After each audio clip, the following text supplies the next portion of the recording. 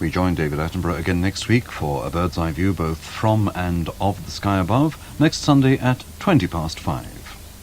And on Wednesday evening at 7:40, Simon King reveals more of the secrets of successful wildlife filming to company including the actor Mark McManus. In 15 minutes, Cliff Mitchellmore visits Mary Archer, scientist and wife of author and politician Geoffrey Archer, home on Sunday. And that's after the news on BBC One now with Moira Stewart.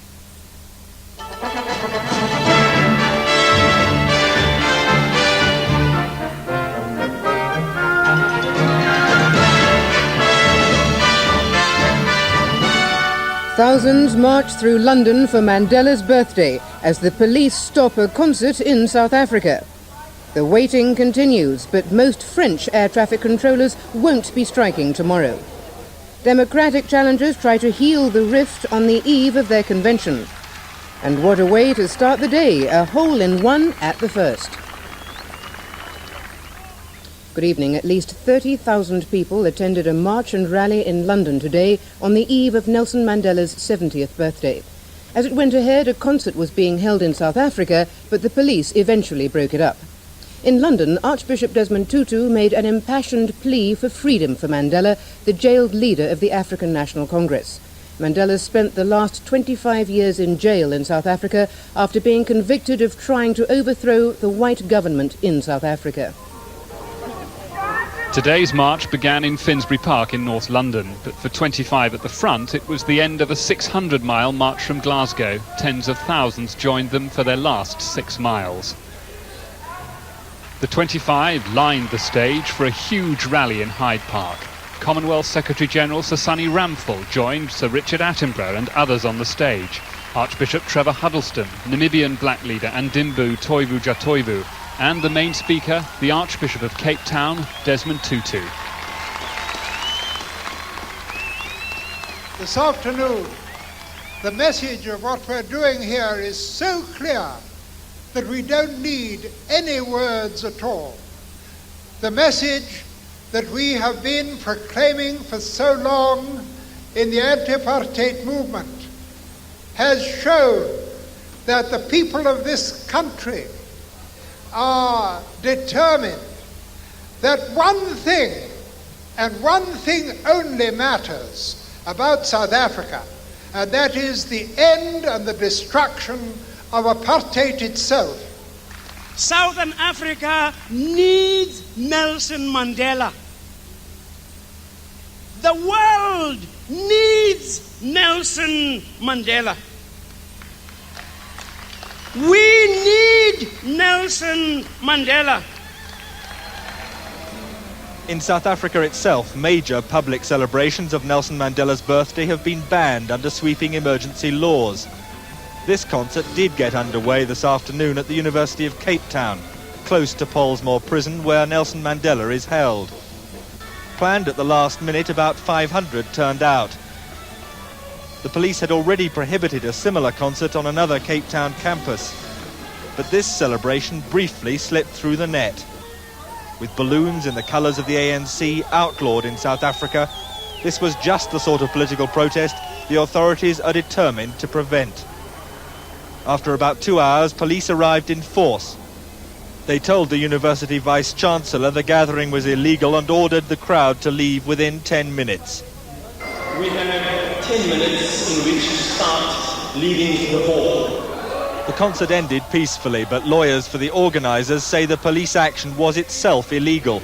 The lawyers had just won a court appeal overturning the ban, and they believe further celebrations planned for tomorrow should be allowed to go ahead.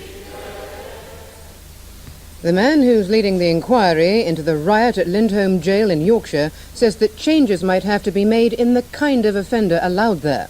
The rioters caused £70,000 worth of damage. 6 prisoners escaped and 2 are still on the run. Contractors who've been repairing the damage at Lindholm left the prison today, their time spent mainly replacing smashed windows. Most of the damage is described as superficial. The Deputy Director of the Prison Service, Gordon Lakes, who's carrying out the official inquiry, said the trouble was caused by a small hooligan element. There were clear similarities with rioting last month at Haverig Jail in Cumbria.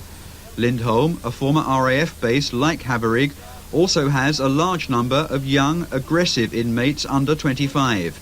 There needed to be another look at the type of prisoner sent to low-security establishments.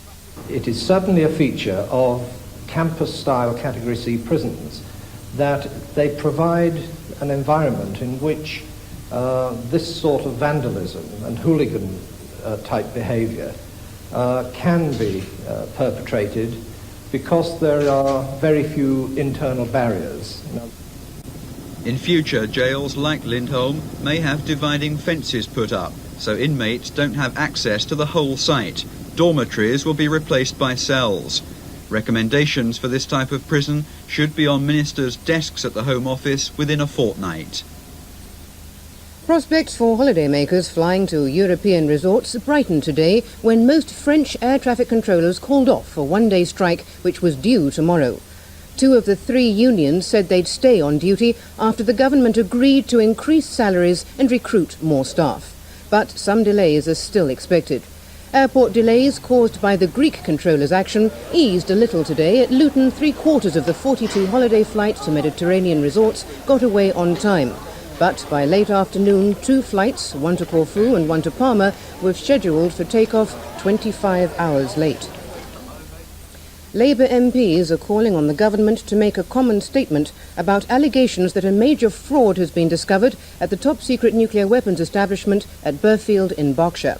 It's been claimed that £700,000 worth of materials has gone missing from Burfield, where warheads are manufactured for both the Polaris and Trident missile systems. The Ministry of Defence say an investigation is underway, but it's thought that no hazardous or classified material is involved. Today, Labour's defence spokesman Martin O'Neill said the government must allay security fears arising from the allegations.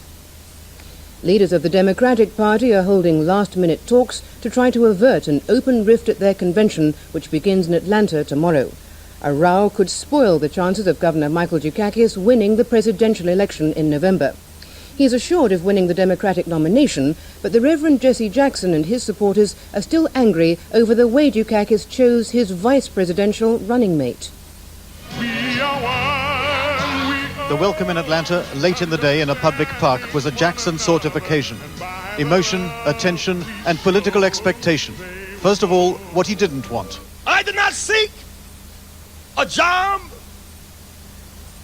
a title, nor a position.